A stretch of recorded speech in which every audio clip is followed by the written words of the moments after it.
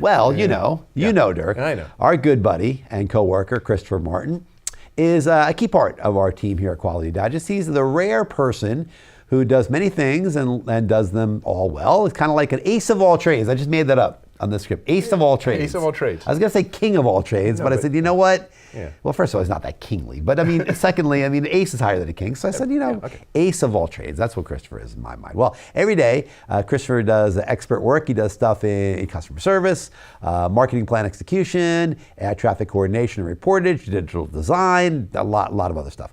However, a task that he performs with equal flair is write. And he's only penned a couple of articles for us, but they've been great reads. They really have. Chris is a great writer. He's got to do it more. Well, his latest article titled Retail Waste just appeared in yesterday's issue of Quality Digest, and I want to chat about it here for a couple minutes with you guys because it was a good one.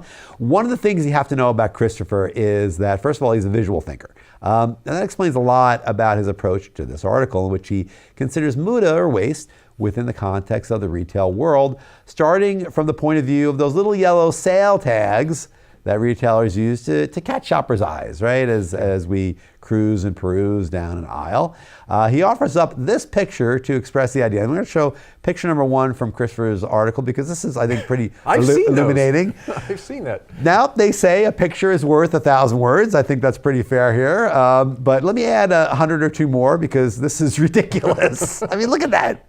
Any attempt to actually catch somebody's attention on any individual product is washed away in a fog of visual yellow noise. I mean, look at what is that? I mean, as Christopher points out, there are significant downsides to this tactic for anyone and everyone in this chain of exchange. I mean, the shopper, as I mentioned, for me, I'd be overwhelmed by all that information, right? If it's me, that display is going to tend to repel me a lot more than it's going to attract me.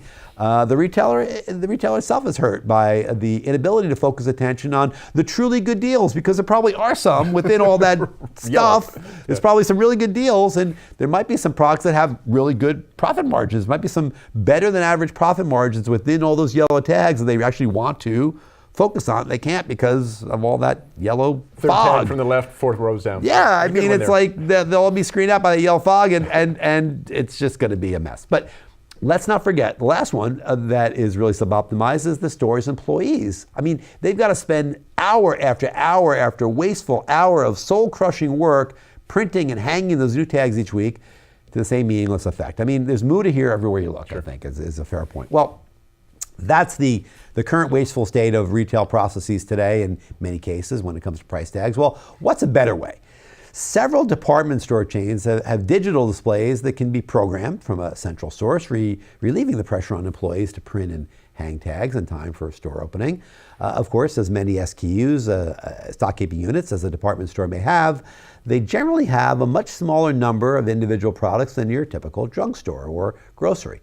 Even with that, department store chains such as Kohl's don't create digital tags for each of their products. Instead, they place like a single large display at the end of each segment of the shelf, and that covers several products in there. So one big display, a digital display, and there's a lot of products behind that they cover. But again, those are different products, and something better just might be required. So for that, let's turn to our friends in Europe. We were just talking about that. They have some really interesting ways of doing things that we don't embrace here. But in Europe, there's a chain called Rema 1000. I'd never heard of them, but Christopher pointed them out. They're a Norwegian supermarket chain, and they have a digital display for each and every product facing. You can see it right there. I mean, that's pretty cool. The chain has taken advantage, the way they do this is pretty cool too. They've taken advantage of radio frequency identification technology, RFID, to chip their individual products, which communicate directly with the display itself and can thus automatically update any time a price has changed, right? Cool. It's pretty slick. Yeah. But as Christopher points out in his article, it's kind of difficult to tell what, if anything, is actually on sale. It's not as eye-catching. You can't really call it out. So it's either like a lot of yellow or no yellow at all. So you don't really know what's on sale. And who knows, maybe Norwegians aren't as sale conscious as we are here in the good old USA. Maybe they are, maybe they're not. I've never been to Norway, so I don't know. Never been to Scandinavia. Imagine that. Finally, There's Amazon Go. You talked about Amazon Go on a show Interesting a week or concept. two ago. Really cool concept. And by the way, they have that in Europe. We heard that Norwegian. The Norwegians have had that for a while anyway. Yeah. But the groundbreaking concept behind Amazon Go combines computer vision, deep learning algorithms, and sensor fusion to allow shoppers to visit a store, take what they want, and leave. And all charges are then automatically and immediately billed to their Amazon online payment account. That's pretty cool, right? That's pretty cool. Well, it seems that Amazon Go is the answer to the dilemma of retail Muda. Or is it? Well, let's check out a little bit of this video that Christopher put in his article that walks us through the process. So check this out.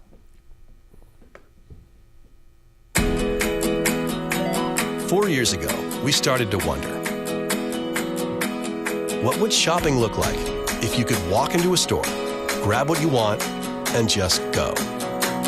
What if we could weave the most advanced machine learning, computer vision, and AI into the very fabric of a store so you never have to wait in line?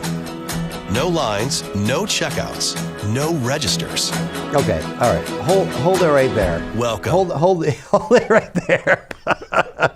What do we see in soft focus there in the background? I think it's an Amazon worker doing something. Yeah, there it is. That Amazon worker is doing something.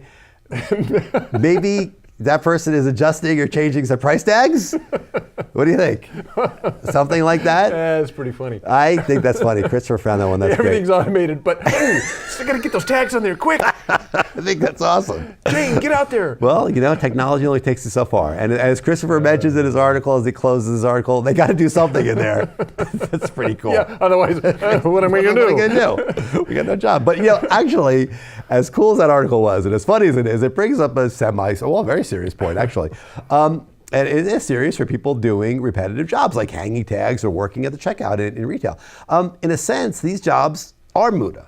They are Muda. They are all Muda because they can be automated. And they will be automated, let's be honest. But we need jobs, don't we? I mean, we talked about this before. I mean, right. we need jobs. It's the same in pretty much any industry, manufacturing and retail and media even. I mean, there's often a fine line between eliminating waste and destroying people's livelihoods. So how aggressively do we really want to be in getting rid of all of these jobs? After all, I mean, maybe we want people hanging tags, I mean. Somebody's got to hang those tags. Somebody's got to work. Somebody's got to work. I asked you in one of our off scripts not long ago, what do we do when we get to the future, past the idea where we have the social contract and people work for their goods? I mean, you need jobs. You got to get rid of Muda, though. Those things are mutually exclusive somewhat in that field. And maybe, I don't know. Maybe those jobs, hanging tags, maybe they go to people who would maybe normally be out on the streets or something like that, where they're they've lost their job or something like that. They need to be doing something, and maybe there is a place for these jobs where somebody's really unskilled, and they could be brought up to speed very quickly, and this becomes a form of I'm just kind of make up a term, paid welfare. It's like, well, it's a job. It doesn't pay much, but rather than giving you a check, hey, we need a tag hanger at a store. I mean, it's kind of what it is now, though. I mean, kind of. I mean, but again, they're trying to get rid of it through these various things. So interesting story there.